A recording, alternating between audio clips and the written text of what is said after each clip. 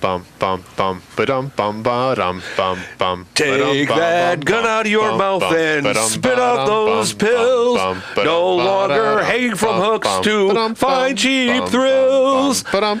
Next time you want to kill everyone you know, sit down and listen to our show. It's Smalltalk with Matt and John. I am Matt. I'm John, and we have Sarah and Candace with us today, and from the Center for Inquiry. Like I wanted you guys on since we first started the show, because like your organization is so important, like about what we need in our society. Like and thank you so much for tolerating us. Coming on our podcast. This is we're happy to be here. Yeah, we're happy to have guests on our show that willingly come on. We bribe them with pierogies beforehand, but it's all fine. Yeah. Now, Sarah, you're the field manager of field organizer for the Center for Inquiry. Yep. Yeah. And how did it get founded, the Center for Inquiry? It was founded by Paul Kurtz, a philosophy professor at UB. And originally we weren't called the Center for Inquiry. We actually had two separate organizations. One is called the Council for Secular Humanism, and the other is called the Committee for Skeptical Inquiry. Yeah. So the Council for Secular Humanism focused more on kind of the atheism side of inquiry. So inquiring into religious beliefs, asking what does the evidence show? Does God exist? But also how can we live as ethical humans? You know, what do we believe in the absence of a God? And the Committee for Skeptical Inquiry side is more about all the other stuff. So pseudoscience, claims of the supernatural, claims of the paranormal.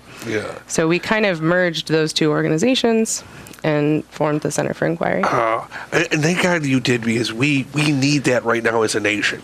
Like as a human race, we need that. Yeah, and a lot of things we haven't thought out well as a nation. Like, there wasn't skeptical thought beforehand, I feel, like, with certain wars we've committed and different other projects. And plus, in America, we promote the separation of church and state. Yes. So it's very important that we separate the church and the state. Yeah. We only promote that on paper, but... But, now you volunteer. I am a volunteer. I'm on the advisory board for the West New York branch. Yeah. And there's all sorts of, like, fun activities that the Center for Inquiry, like, features. Absolutely. You guys are missing out on a board night tonight? You decided to come on a podcast instead of playing video games and board games? We have different events going on. So some of them are kind of hosted at the Center for Inquiry, like a lot of our educational events, like lectures and stuff like that, take place there.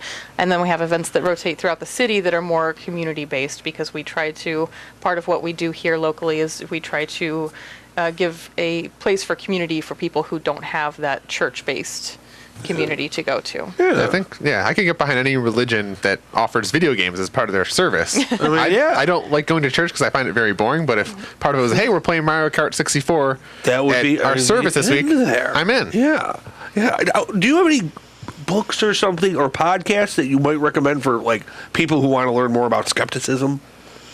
So the Center for Inquiry actually has their own podcast called The Point of Inquiry. Oh, great. Okay. Oh, wow. Oh, that's right. I've listened to that. I didn't even know that. I just thought Inquiry. Okay, cool. But in history, are there any skeptics to point to inspire children, or or adults, like skeptics? Like, I love that skeptical lady or person. You think of? That's a good question. Yeah, I know my favorite. It's St. Thomas. What did St. Thomas do? St. Thomas. Now think about it. Good old St. Thomas. Okay, all the apostles, they're all bummed out because, Jesus just got killed. And then this guy walks in, and he's like, I am Jesus. You know what he says? What does he say? You're not? He's like, no, I don't believe it. I'm not going to believe it until I put my hand in your wound to figure it out. So this is actually, if you read up on the Bible, he was actually showing that he was actually thinking, and he was like, no, I do not believe this myth. He said, so he had to put his hand in there. He actually got to second base. So that's another thing in the Bible. So you gay haters, your buddy Jesus, he didn't even buy him. Well, he did buy him dinner, but it's a whole other thing. Well, there's a few different terms, and I was wondering if you could clarify for our viewers and listeners the different terms. So there's atheism, secular humanism, secularism, skepticism. How are all these different topics, how are they related? Are they different, or what are some of, I don't know, what are like the core values of CFI? So those are two different questions. So atheism is simply the lack of belief in a god or gods. Okay. It's just the answer to that question.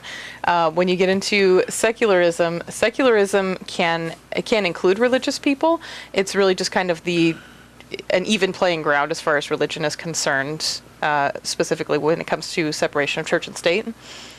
And humanism is kind of the philanthropic side of atheism. Like being a good human. Yeah. Right, because you can be an atheist and also be a terrible human being, just like you could be a religious person and be a terrible human being. But people who use their religion to do good in the world and to encourage themselves to be better people, that's kind of where humanism comes in. Yeah. I can get behind that. Yeah, because so I think we've talked on one of the earlier shows that, part of Smalltalk, we're very much kind of running through the gamut of, are we a lifestyle brand? Are we a cult? Are we a religion? But any sort of system. Yeah. Two guys talking. Yeah, I think we can get behind it. Being a good human. That's a good rule to follow that I can get on board. Yeah. As far as CFI's mission goes, did you want to answer that one? Sure. So our mission is to foster a secular society based on science, reason, and humanist values. And really, what that means is we want the decisions that we make and the future that we make to be something that we can all share. Yeah. And secularism is really a good basis for that, because whatever religion you have, if you decide what policies you're going to put in place without privileging any religious belief over another, that's where we all have a common ground. I think, historically it proves the Founding Fathers were secular. They wanted a separation of church and state. And actually, secularism, I would say this to religious maniacs, or, having church and state separate is good for religious people. Because you don't, as well as secular people, from my opinion. Yeah. Because then you get into big problems, Like, do you want a Baphomet statue in City Hall or a Christ statue?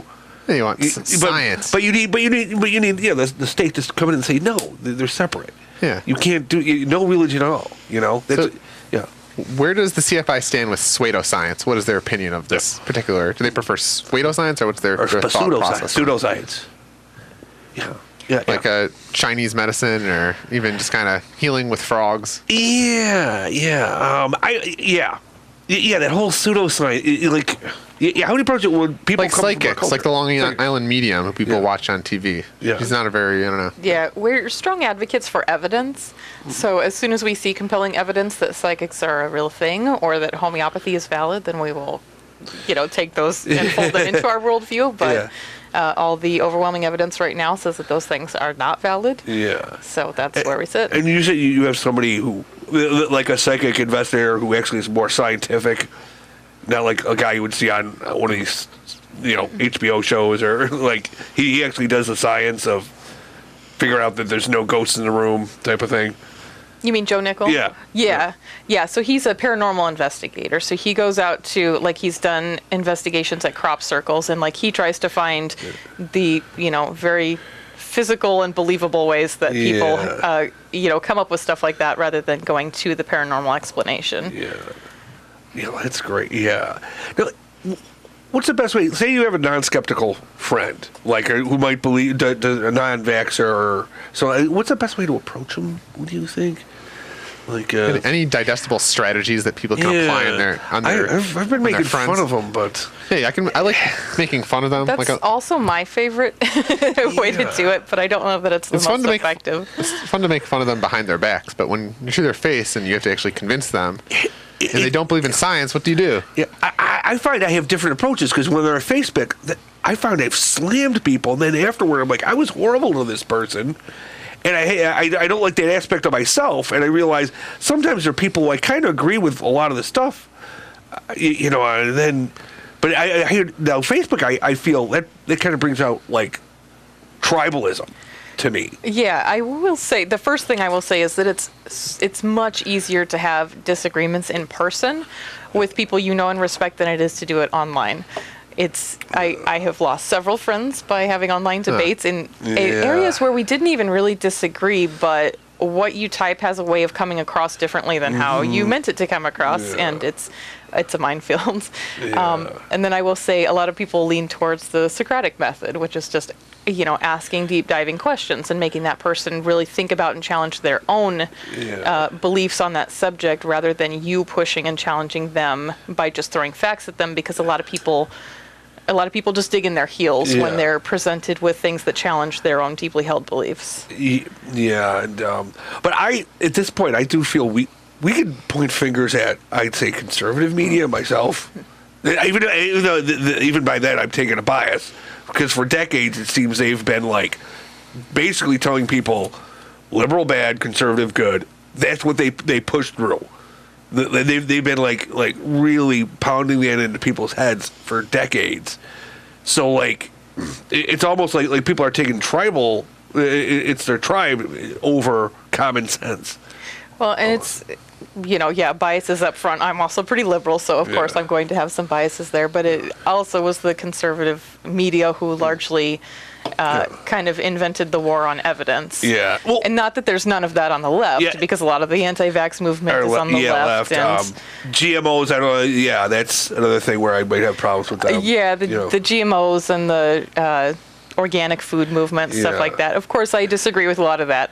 But there tends to be a lot more of it on the right, from what I've seen, where they have convinced a lot of their listeners, unfortunately, that there's a giant conspiracy. All the scientists are in this conspiracy called global warming. And could you guys win over maybe some country western singers who could maybe do start thinking skeptically? Because that would really move, I think, certain people. We need a catchphrase. That's what I was thinking. We've talked about starting some sort of Smalltalk rock band. We should do country western. We need some sort of Center for Inquiry band or some sort of atheist band that goes about and shouts the message of atheism and reason to the people. But if we do it if we're cowboys, they'll listen to us.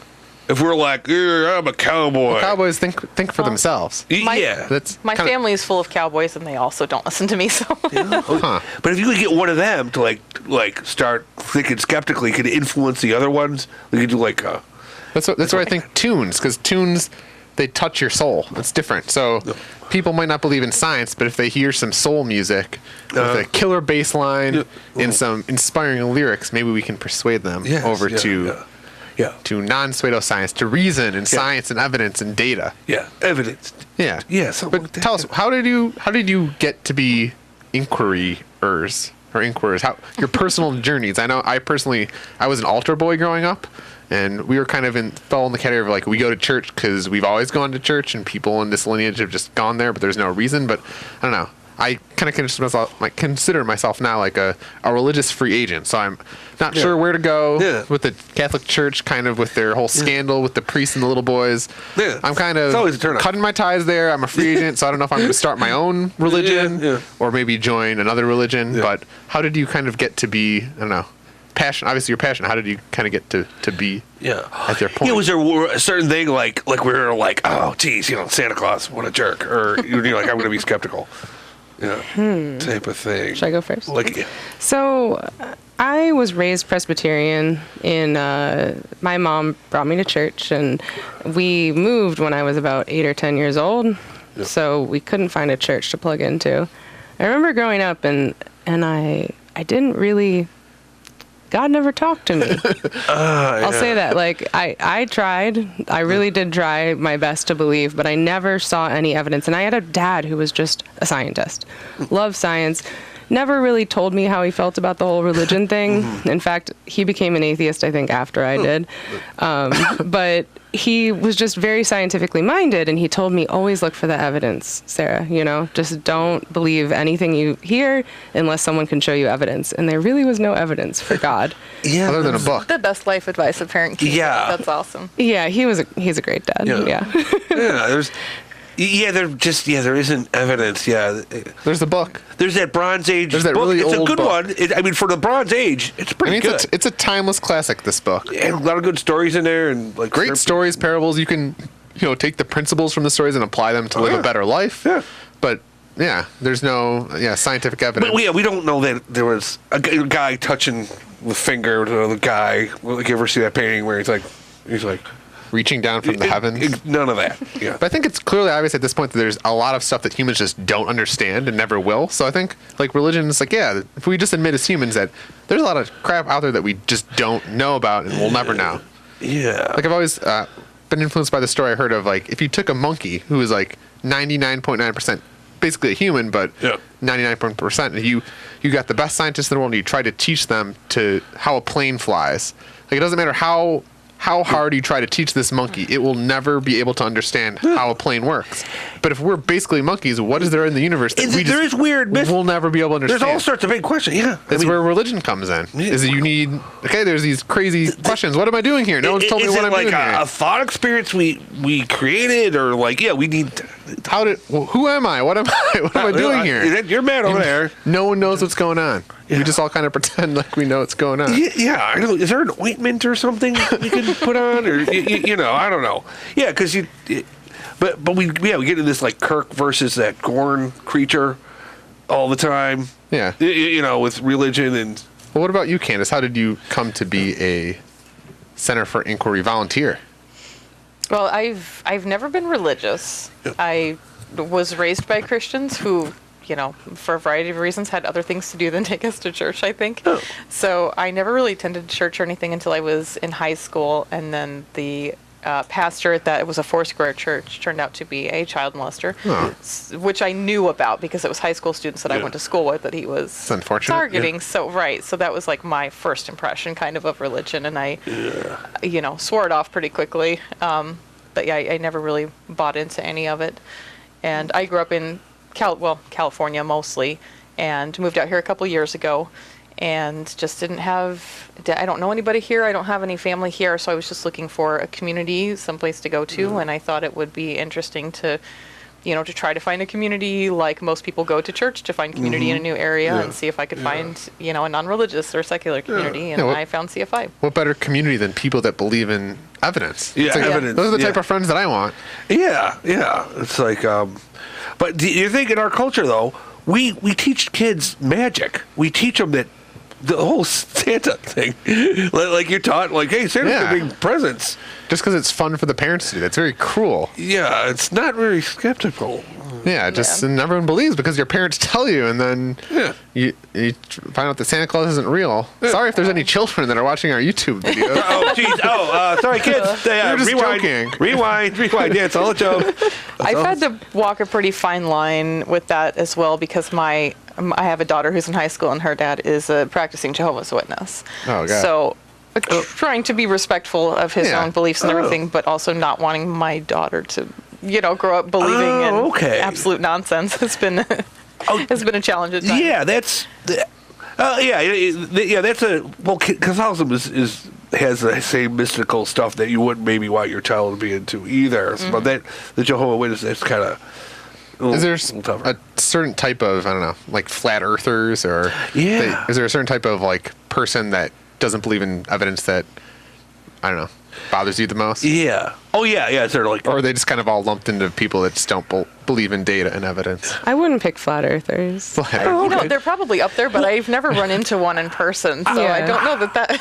I have the feeling, they're dangerous, like they're pseudo skeptics. The interaction, they seem like they're like, oh, you believe that? You believe just because scientists say? Like, right. It's like. It's like they learned a little bit about inquiry, but then they just forgot common sense. Well, that's the problem with a lot of conspiracy theorists, is that they seem to have convinced themselves that they're the skeptics and everybody else is just idiots. Yeah. I remember talking. So they have this way of talking down to you. Yeah, and it's like having this weird superiority complex. And then I'm like, no, I'm supposed to be talking to you like that. Yeah, it's like, I like the smug face. I've got the smug face of like. The eye roll, like I'll ask about a backup question. Well, why would the conspiracies do this? Yeah.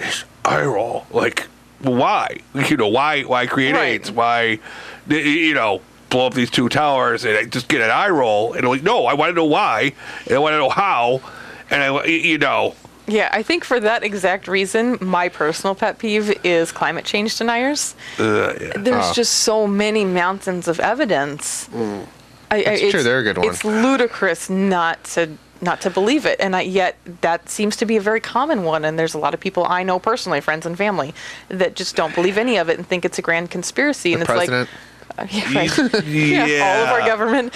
But to what end? Like, what is the conspiracy? Who is benefiting from this? The only person making any money off this are the people on the other side, the oil tycoons who have a vested interest in. It is kind of cruel that we live in a society where literally the most powerful person in the world doesn't believe in climate change. Yeah. That's like, you could design a society that would be cruel and like that is what I would do. That's terrifying. The person in charge that doesn't believe in science. I have this gesture. I don't know if people that listen to podcasts, but I make a gesture with my hand because this guy is driving me nuts. They can see you on YouTube. Oh, okay, good. Okay. Yeah, but I get from climate change people. It's like, oh, it's cold today. What about climate change now? Or it's hot in the summer. It's like It snowed in Buffalo again. There goes that theory. Yeah. Right. Yeah. So what else? Oh, What about in a world, I don't know, because if you take a thought experiment and you put out a society that's only on science and reason and data, what about things like intuition and creativity and art? Where does art and intuition and this type of kind of non-sciencey stuff, but stuff that's very much there and important, how does this fit into like a inquiry, I don't know, perspective? yeah. Because it seems like we're gonna be competing against machines that are like way more intelligent than us and take our data. And our only competitive advantage as humans is our creativity and our intuition and kind of. Yeah. You just think especially with these big companies that just use their data and science to like predict what we're gonna do before it. Because we need to fight back with creativity and intuition. Those things they're important, but. I don't know. Yeah, I feel like the science perspective kind of misses out. Yeah, do you think there's a duality to that? Do you think there's like you have art and creativity like from like an atheistic perspective, or? I think from a purely scientific point of view, we know that that participating in art activities increases your brain function. Yeah. We know that it has a calming effect. Yeah. Like there are actual scientifically valid benefits to engaging in art. But from the atheist point of view, I think we all have a tendency to really enjoy the arts, or whether it's performing arts or visual arts, or because we know like that's a very base emotional part of the human experience that we value because we understand that you only get one life and one opportunity to experience all of what the world has to offer, which is so much that it's difficult to take in one lifetime.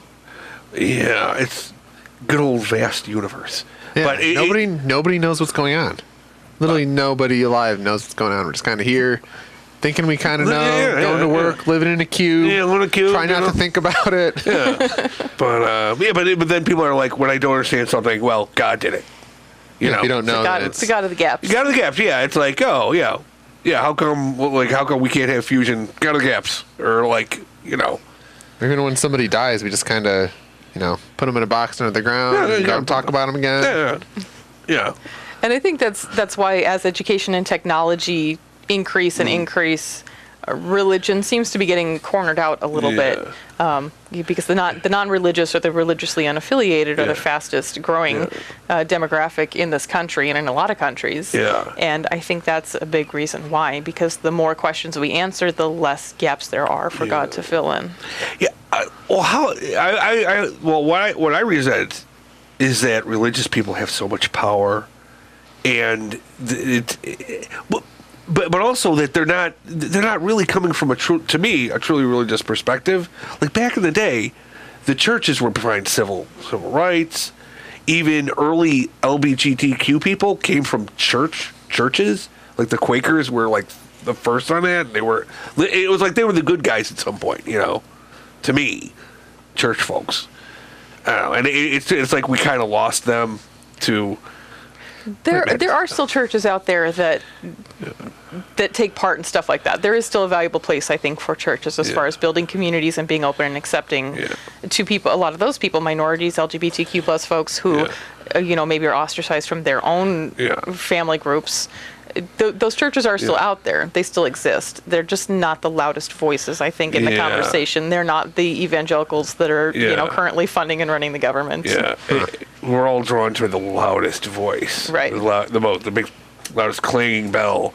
Even though we're supposedly smart, we're like, no, loud man, follow him. I think we're all on the same page that we agree with science and reason and data and evidence. But how do we organize behind this? How do we get it to the people?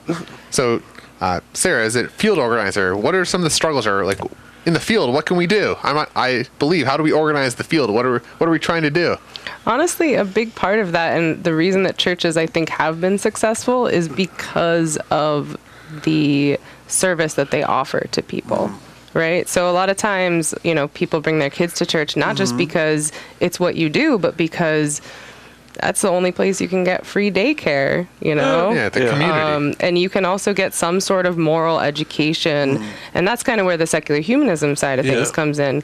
Atheism doesn't necessarily offer a positive moral value, but secular humanism says no, because we're human, because we only have one life, like you said, we should value this life and teach people. And so, that's kind of what we're trying to do with the branches at CFI, like the one in Western New York, is say, all right, if we bring people in, create this community, this sense of belonging, that's a really good basis for organizing and for building political power, for instance, so that we can pass laws to change society for the better. So it seems like it's almost like a flow chart. At first, you become skeptical about what's going on, and then you question things. Then you become an atheist, or you're like, I don't believe anything that they're telling me.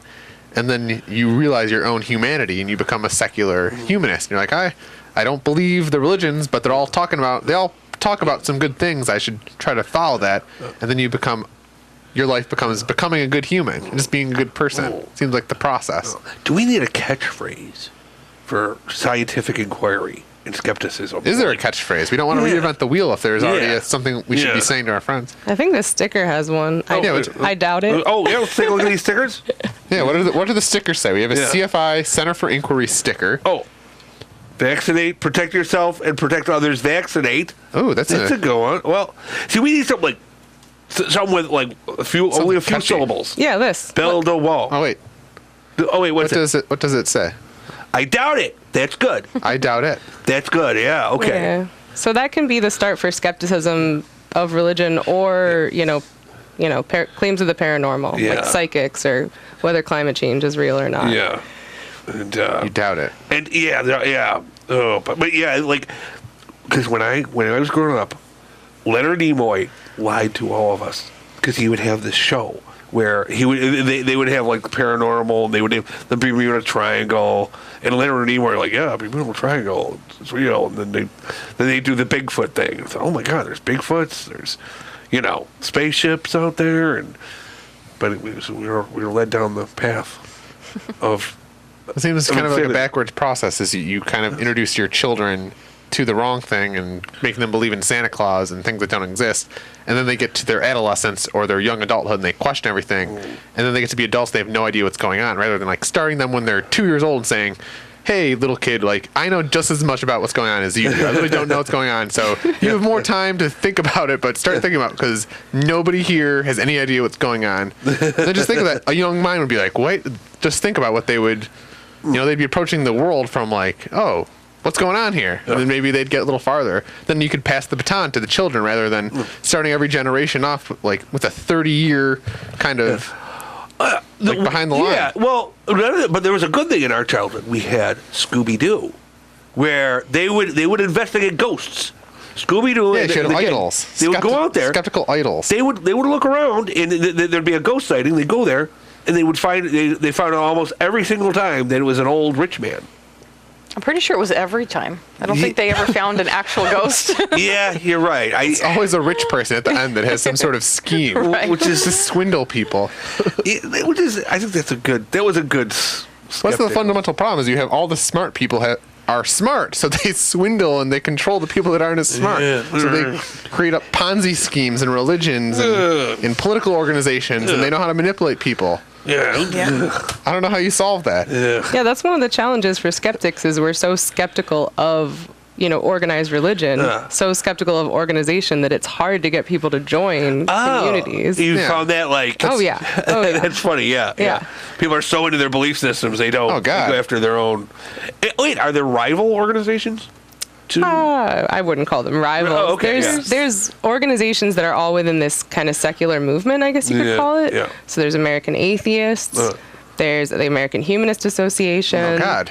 There is, who am I forgetting? The There's Military Religious Freedom Foundation. The Freedom from Religion Foundation. Oh, okay. Even within this niche of people that are skeptical, there's smart people that said, hey, if I make an organization that will promote this cause, I can get people that are skeptical into my organization and they can pay a membership fee. Yeah. And then it just kind of always just it builds upon itself. Yeah, most of those organizations somewhat work together. They, for the most part, have just kind of a little bit of a different approach. Yeah. But one of the problems that we have in the atheist community at large is that there's a lot of kind of feuding factions. Got the buzz. Yeah, we're getting some buzz. Yeah, there's a lot of feuding factions in the atheist community in general, and there's a lot of people that think that that kind of don't agree with the humanist movement. They would prefer to focus on the atheist part of it. They don't support the social justice aspect of what a lot of the humanist organizations advocate for. So there is some rivalries in there. Okay, yeah. Well, locally, is there any, like, are there, like, local, like, things going on? Like, is there, like, particular churches that want to do, you know, or schools that want to maybe put in something that would, that you guys don't want? Like, is there something locally happening, like in Western New York, where you're like, you know, we don't want people to teach that? You mentioned, what was it, this CVS? You had the pseudoscience were in the same aisle as the actual medicine and CVS. Yeah, that's not really a local issue. Oh, but okay. That's a national thing. But if you want to talk about that, you can. Yeah, so CFI has a lawsuit against CVS, the pharmacy chain, and it's because when they sell their homeopathic medicine, and homeopathic medicine, there's no evidence that it works. It's not tested by the FDA. It's not regulated by the FDA, which means it says that what you're getting is what says on the box, but nobody's checking that, right? And so CVS puts that right next to the real medicine that has been tested by the FDA, that has been regulated and approved. And so we're saying they need to label that as not a real drug and sell it separately. See, that's good. That's something I wouldn't even know anything about. I'd be like, oh, homeopathic thing, or what? I would just pop it in my mouth and just go off and be like. And lots of people do, less so now, I think, but I was guilty of buying that stuff when, you know, like when my daughter was little, because I didn't really know what it meant, and I didn't know that it was not anything. It sounds surprisingly scientific. It's like, oh, you take a little bit of the product, the disease, and you put it in yourself. I don't know, yourself, but it's the whole thing. Yeah, but they're also really good at making the labels look like, you know, high recognition brands to make them look more. Well, you need people to be sick in order to generate revenue off of them. So if people aren't sick, then you can't make money off them by selling them crappy medicine that doesn't work. But that's exactly their argument against big pharma. So well, because I would say people are going to get sick. Yeah, it's humans. You know, we're made to get busted up and like get colds and viruses and goiters. Those type of things. I'm against the goiters. We're very fragile species. We are. If there's a God and we are the creation of God, I don't know why we're so kind of fragile and not. We're not very intelligent, like collectively. Like there's a lot of people that's like, no, we're not. Like hipsters. Like are hipsters the creation of God? Like it's almost like we're not intelligently designed. Well, like my shirt is trying to promote though. We could maybe try to get God to maybe make us smarter. Yeah, and that would be because we're always praying for pray for more candy or whatever. Is there intelligent life on Earth? Nobody knows yet. We haven't found it yet. I'm sure there's some octopuses out there. They're doing pretty good, or whale or whatever. Yeah, but it's like ooh boy, but is there like I already said well, what do you think of mittens or gloves? Which one do you prefer? Gloves. Oh, okay. You think gloves? I think mittens. Well, you can't do anything with mittens. Yeah, but just think about grandmas. When grandmas trace your hands and then knit you something, they always knit you mittens. Oh. So grandmas, based on the evidence, they probably have years of evidence. Oh. They make mittens. They keep all your fingers warm. Oh, okay, you warm. Okay, super cold, I guess. If you're an Eskimo, you have mittens. But we have to. We're like Spider-Man. But even the gloves, they're crappy. You can't actually manipulate things with your fingers. You got to take your gloves off to manipulate things with your fingers. Well, if you're using your touchscreen phone, but if you're like picking up your coffee or something, your coffee. But even if you're just kind of like trying to use your fingers, I don't know. I just think based on grandmas, if we trust them, they have the most evidence, the most data, and they all knit. My grandma knitted little wine glass holders that hung around your neck. So I'm going to trust my grandma. Really? See, grandma knows what you need. Grandma knows you got to hang the wine right across your neck so you can just pop it up and get your wine. Yeah. And only because of years of experience and years of data that she has. I'm positive that's how she got her My granddaughter idea. needs this. She needs the wine to be right across her neck. Yes. Right. They have that instinct, from watching the kid. From evidence, they have years of evidence that they've collected. Yeah, and the old grandmotherly type of thing. But but that's another thing. We as a society, we're all patriarchal, and you know what? Gosh darn it, you're the first ladies we have on our show. And even us, we're not trying to be jerks, but we're like... disappointed in you, John. This is a milestone. This is a small talk milestone of having female guests. This is up there with getting on YouTube for the first time or having our first show.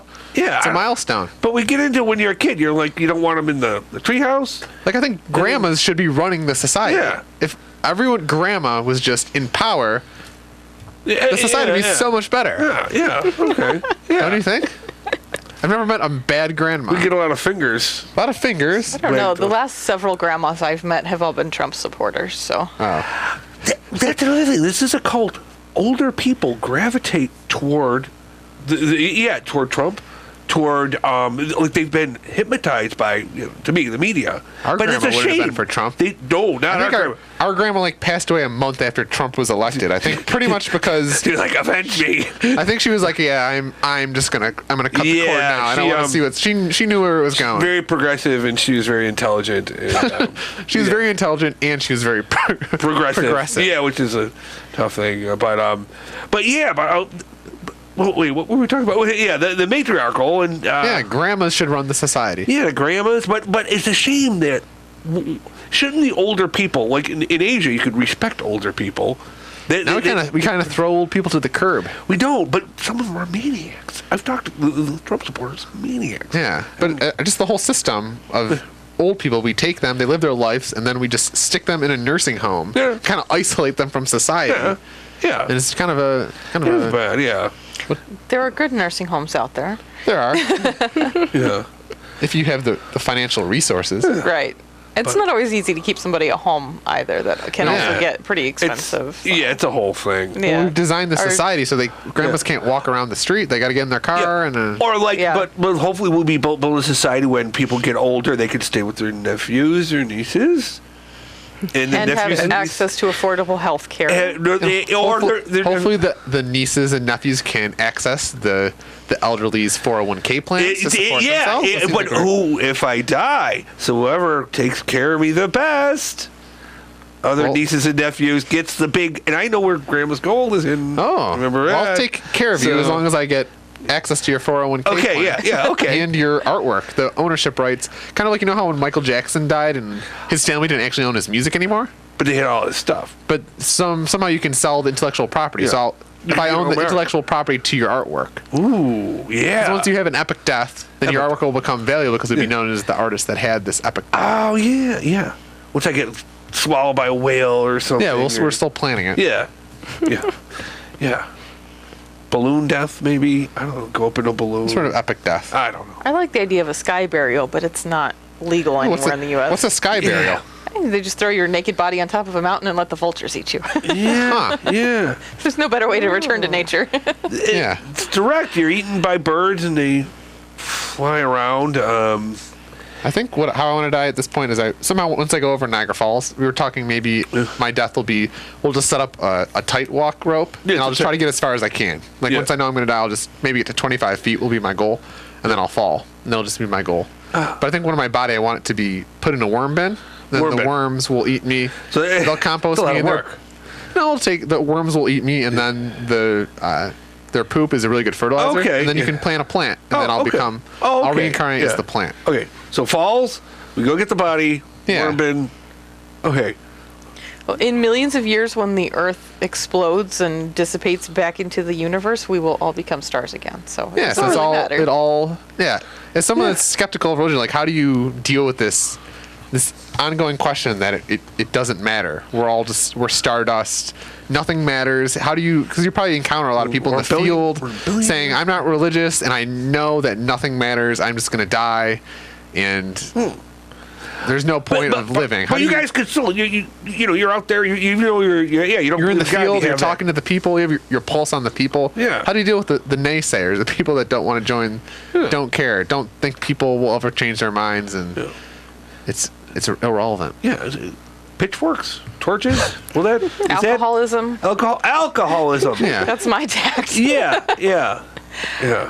It's difficult. It's difficult for me because I deal with dying people and grieving people all day long, every day. You work at a It's my- funeral home, I'm a correct? funeral director. So that's my full-time job when I'm not volunteering for CFI. And I encounter that a lot. And I think that the fear of death is one of the largest reasons why people still cling to religion. Because it offers an answer to a very uncomfortable truth that a lot of people just don't want to face. And it is a challenge, and I don't know that atheism or secularism have really come up with good responses to that. Because it just doesn't feel good to say, this is the only life we have, we need to make the most of it. And that's just not a comfortable answer for a lot of people. Is this something you see in the field as well? Like when you're out organizing people in the field, that people are afraid to die? I know that I personally am afraid to die. Yeah, it's scary. yeah. Where do we go? No one knows. Yeah. That's it. Yeah. But I actually, when I interact with other atheists, I'm surprised at how many of them say, no, why would I be scared? I won't be conscious to be scared, so I don't understand the fear. So actually, a lot of non-religious people I meet are not scared They of don't death. care. Oh, and they wow. think I'm the weird one. Yeah, I wonder how much that depends on whether or not the person was ever religious. Because I also don't really have any kind of fear of death. But I know a lot of people, a lot of our local community members are recovering Catholics. So they grew up with this fear of hell and this fear of death and this fear of dying.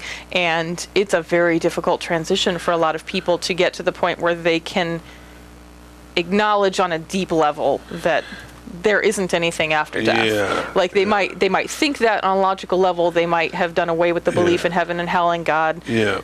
but they still have that fear, you know, that nagging little voice inside somewhere that says, what if they're wrong? And that's a very difficult thing to overcome for a lot of people. That's probably why you encounter the people that like aren't religious, but they go to church like twice a year just in case. Yeah. Like I'm gonna go on Easter and Christmas, so if I get to heaven and God actually is real, I can say, hey, like I went twice a year, I'm not that bad. Or they say like I'm religious, but I'm not religious, but I'm a Catholic. Like you're kind of half in. People are afraid to go from religious to not. They're kind of they're they're kind of wishy-washy. They're walking the tightrope. I'm kind of religious, but I'm kind of not. I'm not sure. Just in case they got all their. But I feel like you got to put your. You're either religious or you're not. Put your eggs in a basket. Most people who come out of religion walk that line for a good long while before they get to the point where they're comfortable saying, I don't believe it. But you know, I was there. you can also say, I'm spiritual. I'm spiritual. Yeah. Well, how did you guys get the line to be from a kind of religious to, I don't know, an inquirer? So for me, I think a lot of it had to do with meeting other atheists who called themselves that. Because I would say, if people asked me if I was religious or what my religion was, I said I was Presbyterian way after I stopped actually believing in Presbyterianism. Yeah. I was just like, everyone has a religion that I know, so I have to fit in, right? You had to pick I felt one. really left out. So I met someone who said, no, I'm an atheist. Why? If you don't believe in this stuff, why don't you call yourself an atheist? And I said, oh, nobody likes them. That was my reaction. Like this was 12 years ago when I was first in college. But, you know, eventually I realized, hey, there's a lot of people who call themselves atheists. And they're fine people. They're out there. Yeah, so that's why I started to get into organizing. It's because I wanted other people like me to know there are more of us out there, and this is a legitimate identity. Yeah. So what's the strategy to organizing atheists? How can atheists become more organized? Yeah. Like you said, it's like herding cats. Yeah, how do we? Yes. Yeah. Because we could be a sizable voting block. I feel like that's how you do is you somehow form a political movement or behind people. They got to be a block that politicians need to pander I'm waiting to. for the politician who rises up and says, hey, a lot of that religious stuff is bullshit. Or just to say, I'm not going to pander to the religious. I think you know, maybe that could be us. Maybe the Smalltalk could evolve into a political party. Okay, a political party. Okay. Okay, We're in our development, so we're not sure if we're a cult, a lifestyle brand, a podcast, whatever. a religion. We could everything. We're a political party. We're a political party. And we're running for office. Yeah, This could be we could be the people.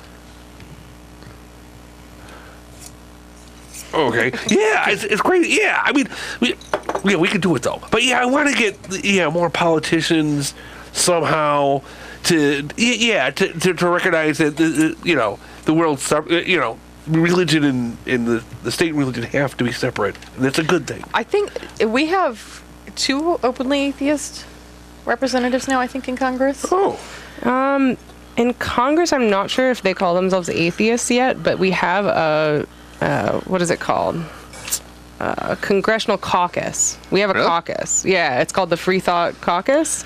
And so there's people that either are non-religious or call themselves free thinkers or say they're agnostic who are a part of that.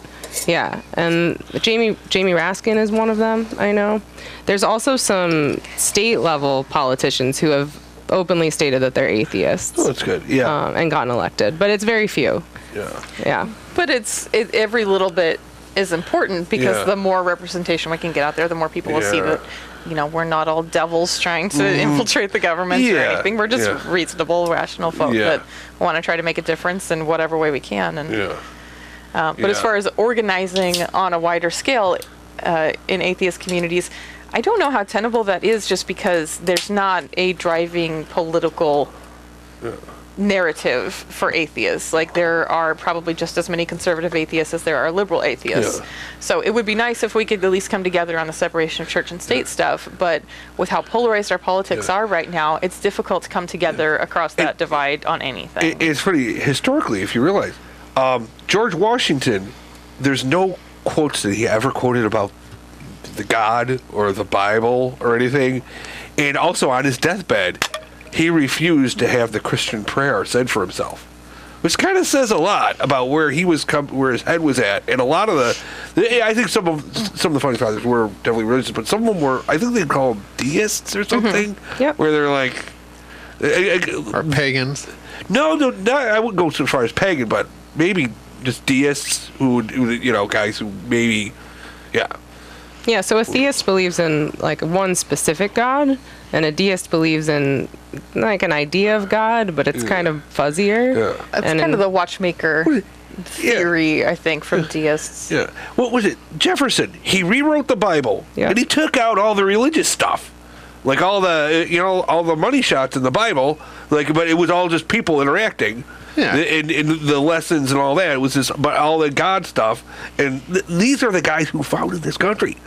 It's so funny how many people now will say that all the founding fathers were Christians, and when they say religion, they're only referring to Christianity, and that we don't actually need any kind of secular government. When you can pull out the Jefferson's Bible and say, but why would he have done this? Yeah. History. Yeah, it's another thing. You got to get on those. Get on the kids about the actual history. Not crazy stuff that people make up. Well, that's. Unfortunately, history is always told through the lens of the winners. Yeah. There's large portions of American history that just aren't taught at all. I mean, we don't spend enough time talking about, how we treated the Native Americans. Yeah. We don't spend enough time talking about how we treated African Americans because they just don't have a large part of the story because they didn't get to write their part. Yeah. But it's I gotta love the. Yeah, but that's another thing. There's other ways of looking at religion itself. Like, so from a Native American viewpoint,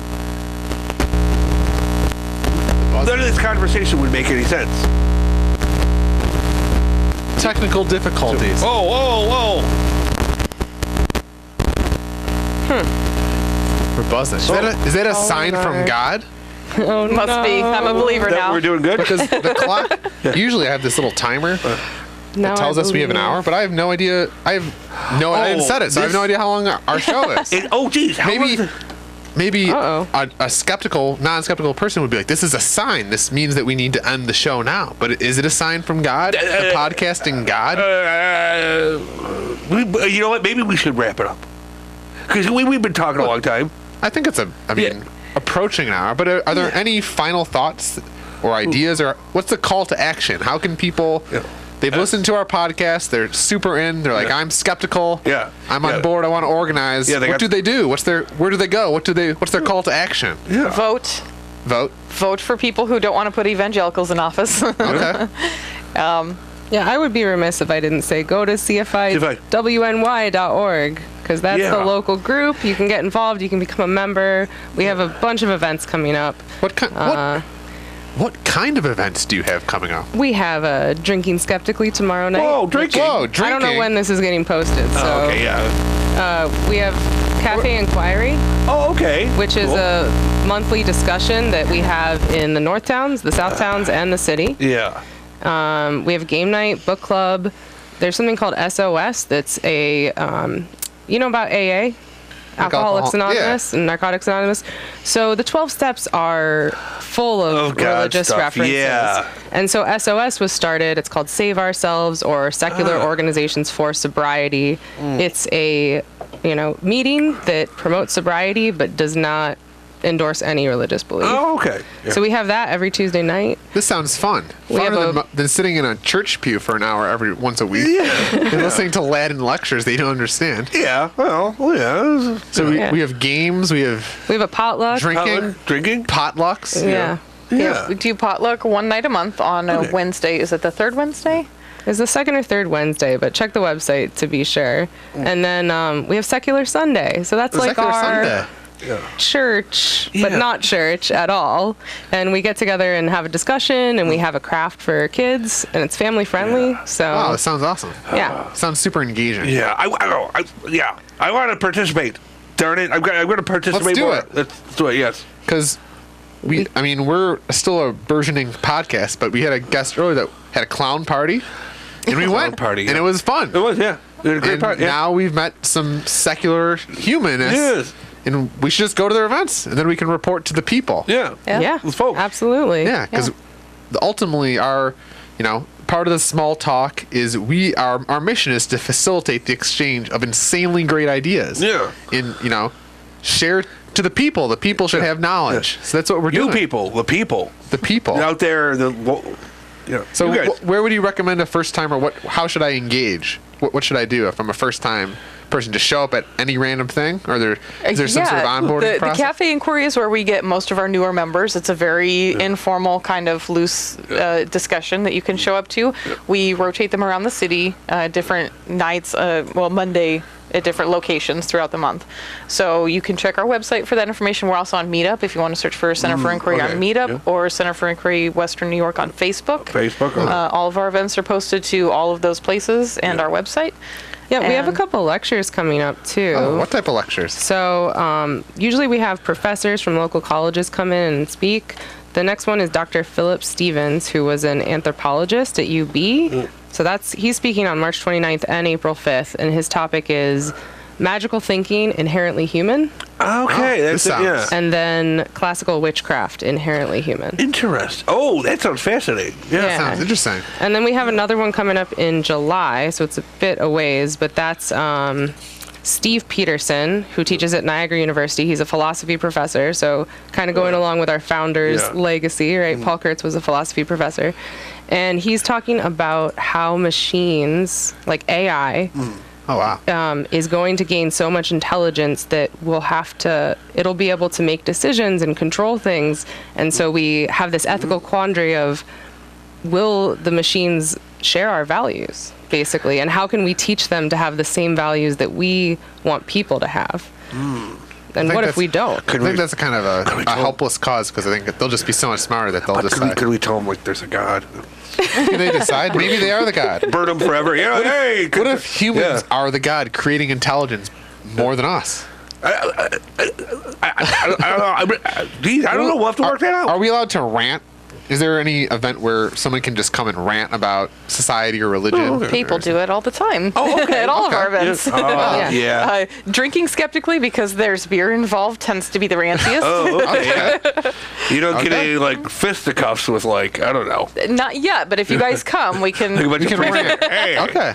Well, I think we will have to put that on our bucket. Because ultimately, Smalltalk is a lifestyle brand. So that's part of being a small talker is going to clown parties, living in vans, being skeptical and ranting. Tattooing our logo on parts of your body. Tattooing our brand new logo that you've all seen. Yeah, that's great. Yeah, and that's kind of what we're about. So, thank you, thanks. Sarah and Candace, for being on our show. Yeah, thanks, Candace. Thanks, Sarah. Thanks for having us on. Yeah. Yeah. So now, hopefully we're around the hour mark. I have no idea because the clock's been broken. I forgot to use the clock. But maybe we can take our viewers out with a song, maybe about inquiry. Oh, about inquiry. Okay. Okay. You can edit it in later. Yeah, if it's really bad, I can edit it out. Yeah, okay. Go on the Google skeptical song. Yeah. I'd say edit it later. We might probably edit that part out because it was bad and awkward. Okay, well, bye, viewers. Wave bye to the viewers. Bye, viewers. Bye. Thank you. Thank you. Okay, bye. Bye.